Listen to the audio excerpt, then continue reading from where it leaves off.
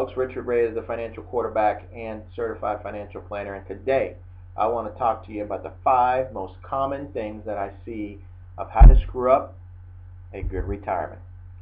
First of all, number 1 is there's no plan. You're just winging it, okay? I get people in here all the time say, well, why should I pay for a financial plan? Well, the reality, folks, is that retirement is a financial journey.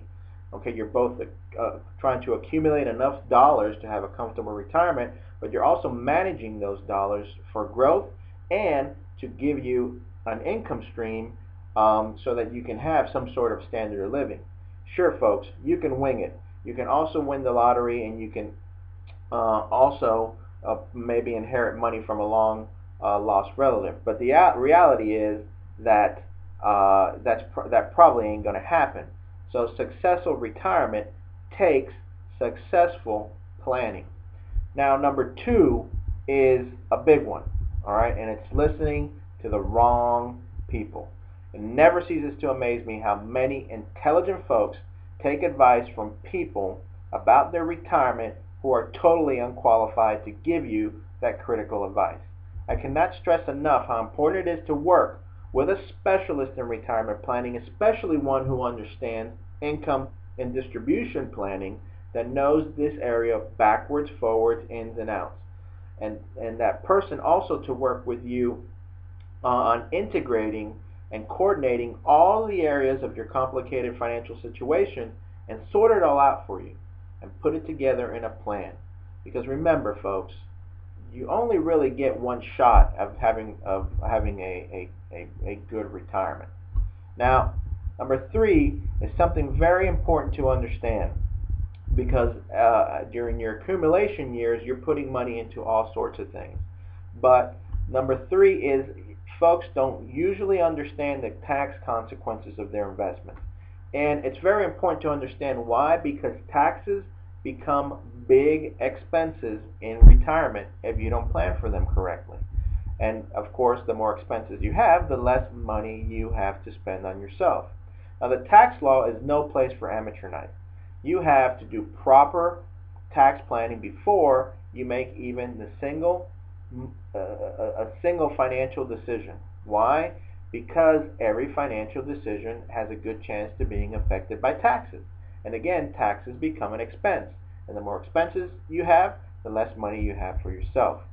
Number 4 is something that's becoming very critical now, and that's misunderstanding what Medicare does and doesn't pay for. I don't care what political system we have nowadays, but the government is not there to take care of you. Medicare does cover some medical expenses, but it only covers certain ones, and only after you've paid a deductible. That deductible is usually paid by a Medicare supplement policy, or if you don't have a Medicare supplement policy, it's paid out of pocket. Now, those supplements still, to this day, or Medicare does still to this day does not cover extended nursing home care. And failing to carefully plan for this can literally wipe out your family's retirement nest egg. Okay? So, and unfortunately, what I see is that 9 out of 10 retirees don't even think about this. People are still continue to insist that they will not get sick and they will not need help and they will live forever. But if you don't plan for poor health, or you're actually buying yourself a boatload of trouble.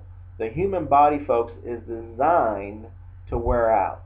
And the prudent person also makes plans for when all else fails when it comes to this type of planning for long-term care.